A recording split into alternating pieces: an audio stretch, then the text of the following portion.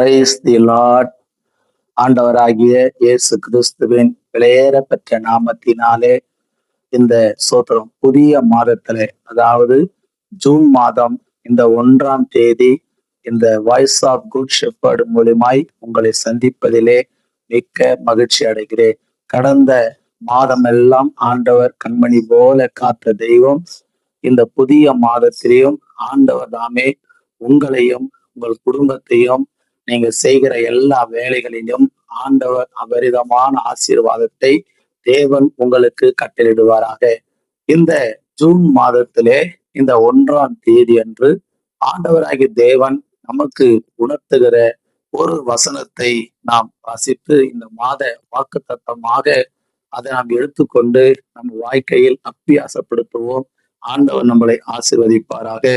லூக்கா எழுதின சுவிசேஷ புஸ்தகம் 22வது அதிகாரத்திலே 46வது வசனத்தை வாசிக்கும் போது, நீங்கள் நித்திரை பண்ணுகிறது என்ன, சோதனைக்கு உட்படாதபடிக்கு எழுந்திருந்து ஜெபம் பண்ணுங்கள் என்றார். பிரியமானவர்களே, இந்த மாதத்துல ஆண்டவர் நமக்கு கொடுக்கிற காரியம், சொல்லுகிற காரியம் என்னன்னா, நீங்கள் நித்திரை பண்ணுகிறது என்ன, விழித்திருந்து ஜெபம் பண்ணுங்கள் என்று சொல்லி ஆண்டவராகிய இயேசு கிறிஸ்து நம்மளை பார்த்து சொல்லுகிறார். என்னங்க, வாக்கு தத்த வசனம்னா ஆசீர்வாதமான வாக்கு தத்தங்கள் வரும் அப்படின்னு சொல்லிட்டு நீங்க நினைக்கலாம். பிரியமானவர்களே, இதுவும் கிறிஸ்தவர்களுக்கு ஒரு வாக்கு தத்தம் தான், ஆசீர்வாதமான வாக்கு தத்தம் தான். ஏனென்று சொன்னால், இன்னைக்கு அநேக கிறிஸ்தவர்கள் கன நித்திரையின் ஆவி ஆட்கொள்கிறது. அநேக கிறிஸ்தவர்கள் சரியாக எழுந்து தேவ சமூகத்திலே ஜெபிப்பது இல்லை. பிரியமானவர்களே, மீனானது தண்ணிக்குள்ள இருக்கும் போதுதான் அதுக்கு ஜீவன். தண்ணியை விட்டு அது வெளியே வந்து விட்டால் அது மரித்து விடுகிறது. அதே போலத்தான் ஒரு கிறிஸ்தவர்கள் தினந்தோறும் உங்க வாழ்க்கையிலே நீங்கள் ஜெபிக்க வேண்டும். நீங்கள் ஜெபிக்கவில்லை என்று சொன்னால் உங்க ஆத்துமா, அதாவது தேவன் கொடுத்த ஆத்துமா, அது பலனற்று அது இறந்து போய்விடும். அதனால்தான் ஆண்டவராகிய இயேசு கிறிஸ்து கெத்செமனே தோட்டத்துல சோத்திரம் சீசர்களோடு கூட கடந்து போய் ஜெபிக்கும் போது அவர் சொன்னார், நீங்கள் நித்திரை பண்ணுகிறது என்ன, விழித்திருந்து ஜெபம் பண்ணுங்கள் என்று சொல்லி ஆண்டவராகிய இயேசு கிறிஸ்து அவர்களுக்கு போதித்தார். ஆனால் சீசர்கள் அதை கண்டுகொள்ளவில்லை. அதை அசால்ட்டாக அவங்க எடுத்துக்கொண்டார்கள். அதனால் என்ன நடந்தது? கடைசியில் அந்த ஆண்டவராகிய இயேசு கிறிஸ்துவை மறுதலித்தார்கள். எல்லாரும் அவர் விட்டு ஓடி போனார்கள் என்று சொல்லப்பட்டிருக்கிறது. பிரியமானவர்களே, ஒவ்வொரு கிறிஸ்தவர்களும் தினந்தோறும் உங்க வாழ்க்கையிலே ஜெபிக்க வேண்டும். நீங்க நினைக்கலாம், நாங்க பரம்பரை கிறிஸ்தவங்க அப்படின்னு சொல்லிட்டு. நீங்க பரம்பரை கிறிஸ்தவர்களா இருக்கலாம், யாரா இருக்கலாம், ஜெபிக்கவில்லை என்று சொன்னால் உங்க வாழ்க்கையில ஜெயம் எடுக்க முடியாது. ஒரு கிறிஸ்தவ வாழ்க்கையா வாழ முடியாது. ஜெபிக்கவில்லை என்று சொன்னால் உங்களுக்கு பரலோகமே கிடையாது. ஆகையால் ஒவ்வொரு கிறிஸ்தவர்களும் தினந்தோறும் காலையில் எழுந்து கட்டாயம் ஜெபிக்க வேண்டும். ஏன் ஜெபிக்க வேண்டும் என்று சொல்லி வேதம் நமக்கு அழகா தெளிவா போதிக்கிறது. பிரியமானவர்களே, சோதரம் நம்முடைய வாழ்க்கையில ஜெபிக்கும் போது அப்போஸ்தலர் 4ஆம் அதிகாரத்துல 31ஆம் வசனம் சொல்லுகிறது, அவர்கள் கூடி ஜெபித்த போது அவர்கள் இருந்த இடம் அசைந்தது என்று சொல்லப்பட்டிருக்கிறது. பிரியமானவர்களே, நீங்க ஜெபிக்கின்ற பொழுதுதான் நீங்க இருக்கிற இடத்துல உங்க ஆத்துமாவுக்குள்ள ஒரு அசைவு உண்டாகும்.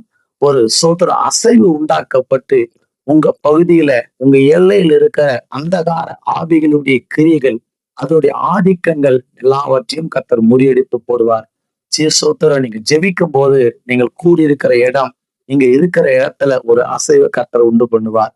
லூக்கா 9ஆம் அதிகாரத்துல 29வது வசனம் சொல்லுகிறது, அவர்கள் முக ரூபம் மாறினது என்று சொல்லப்பட்டவர்கள் கூடியிருந்து அவர்கள் ஜெபித்த போது அவர்கள் மறுரூபமாக்கப்பட்டார்களாம்.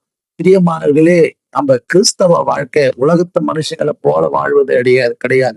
வேறுபட்ட ஜீவியம் உள்ள வாழ்க்கை வாழ வேண்டும். அப்படி வேறுபட்ட வாழ்வு வாழும்போதுதான் நம்ம கிறிஸ்தவர்களுக்கு அடையாளமாய் அது காணப்படும். 3ஆவதாக அப்போஸ்தலர் 9ஆம் அதிகாரம் 40வது வசனம் சொல்லுகிறது, நாம கூடி தேவ சமூகத்துல ஜெபிக்கும் போது நம்முடைய மன கண்களை கர்த்தர் திறக்கிறார். அதாவது ஆவிக்குரிய கண்கள் திறக்கப்படுகிறது. இந்த உலக பிரகாரமான கண்கள் திறக்கப்படும் போது உலகத்தில் இருக்கிற எல்லா பொருட்களையும் நாங்கள் காண்கிறது போல நம்ம ஜெபிக்க ஜெபிக்க நம்முடைய மனக்கண்களை ஆண்டவர் திறக்கிறார். மனக்கண்களை திறக்கும் போது பரலோகத்துக்குரிய காரியங்களை, ரகசியங்களை, அதனுடைய மகத்துவங்களை நம்மளால அறிந்து கொள்ள முடியும். அதனால் தான் நாம் ஜெபிக்க வேண்டும் என்று கர்த்தர் விரும்புகிறார். நான்காவதாக யாக்கோபு 5 அதிகாரம் 16 சொல்கிறது, சோத்திரம் சோத்திரம் நம்ம கூடி ஜெபிக்கும் போது அது நமக்கு ஒரு பலன் வாய்ந்ததாய் அது காணப்படும். பலன் வாய்ந்த ஒரு சோத்திரம் ஒரு காரியமாய் காணப்படும். கிறிஸ்தவ ஓட்டத்துல எத்தனை போராட்டங்கள், சத்துருவின் போராட்டங்கள், மனுஷனால் வருகிற போராட்டங்கள், அந்தகார போராட்டங்கள் காணப்படுகிறது. ஆனால் நம்ம ஜெபிக்க ஜெபிக்க நம்முடைய இருதயம் நல்ல பலன் வாய்ந்ததாக காணப்படும். ஐந்தாவதாக சோத்திரம் 2 நாளாகவும் 7 அதிகாரம் 1 வசனத்தின்படி நம்ம ஜெபிக்க போது சாலமோன் ஜெபித்தார், அக்கினி இறங்கி வந்தது என்று வேதம் சொல்லுகிறது. நம்ம ஜெபிக்கும் போது வானத்திலிருந்து தேவனுடைய அக்கினி இறங்கும். வானமண்டல ஆவின் வல்லமைகள் முறியடிக்கப்படும். அந்தகார வல்லமுடைய கிரிகள் முறியடிக்கப்படும். கர்த்தர் ஒரு தேவ பிள்ளைகள் ஜெயமான வாழ்க்கை வாழும்படி தேவன் அனுக்கிரகம் செய்வார். அதனால் பிரியமானவர்களே, உங்க வாழ்க்கையில, கிறிஸ்தவ வாழ்க்கையில ஜெபிக்கிறவர்களாய் மாறுங்க. இந்த மாதம் சோத்திரம் கிறிஸ்தவர்கள் அதிகமாக ஜெபிக்க வேண்டும். பிள்ளைகளுடைய தேவைகள் நிறைய இருக்கிறது. பிள்ளைகளுடைய படிப்பின் தேவைகள், குடும்ப தேவைகள் நிறைய இருக்கிறது. அது மாத்திரமல்ல, ஒரு வேறுபட்ட பிரித்தெடுக்கப்பட்ட ஒரு ஜீவியம் ஒரு கிறிஸ்தவர்கள் வாழ வேண்டும் என்று சொன்னா உங்க வாழ்க்கையில ஜெபம் ரொம்ப ரொம்ப ரொம்ப அவசியமானது. அதனால்தான் இயேசு சொன்னார், நீங்கள் நித்திரை பண்ணுகிறது என்ன, விழித்திருந்து ஜெபம் பண்ணுங்கள் என்று சொல்லி. அதனால் அனைத்து கிறிஸ்தவர்களும் விழித்திருந்து ஜெபிப்போம். தேசத்தை சுதந்திரிப்போம். இந்தியா இயேசுவுக்கு சொந்தமாக்குவோம். கர்த்தர் உங்களை ஆசீர்வதிப்பாராக. உங்களுக்காக நான் ஜெபிக்கிறேன். பரிசுத்தமுள்ள தெய்வமே, இந்த மாதத்துல நீங்க கொடுத்த வாக்கு தத்துவத்துக்காக ஸ்தோத்திரம். இந்த வாக்கு தத்துவத்தின்படி ஆண்டவரே, ஒவ்வொரு கிறிஸ்தவர்களுக்குள்ளும், ஒவ்வொரு ஆவிக்குரிய சபைகளுக்குள்ளும் விசேஷித்த ஜெப ஆவி ஊற்றுவீராக என்று சொல்லி நான் ஜெபிக்கிறையா. கர்த்தருடைய கரத்துல ஒப்பு கொடுக்கிறேன். தொடர்ந்து உங்க நாமம் மகிமைப்படட்டும். ஆசீர்வதியும் பெரிய காரியம் இயேசுவின் நாமத்தில் பிதாவே. ஆமேன், ஆமேன், ஆமேன். God bless you. கர்த்தர் உங்களை ஆசீர்வதிப்பாராக. இந்த மாதம் உங்களுக்கு ஆசீர்வாதமான மாதமாக காணப்படும். ஆமேன், ஆமேன், ஆமேன்.